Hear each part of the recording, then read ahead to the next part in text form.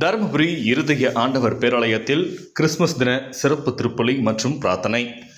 உலகெங்கும் உள்ள கத்தோலிக்க கிறிஸ்தவர்கள் டிசம்பர் மாதம் 25ஆம் நாள் கிறிஸ்து பிறப்பு விழாவாக கிறிஸ்துமஸ் பண்டிகையை கொண்டாடி வருகின்றனர். தருமபுரி நகர பேருந்து நிலையம் அருகே அமைந்துள்ள திரு இருதய ஆண்டவர் பேராலயத்தில் நேற்று நள்ளிரவு கிறிஸ்துமஸ் தின சிறப்பு திருப்பலி மறை மாவட்ட ஆயர் லாரன்ஸ் பயஸ், பங்கு தந்தை சோசிராஜ் ஆகியோர் தலைமையில் நடைபெற்றது. இந்த நிகழ்ச்சியில் ஏராளமான கத்தோலிக்க கிறிஸ்தவர்கள் பங்கேற்று வழிபாட்டில் ஈடுபட்டனர்.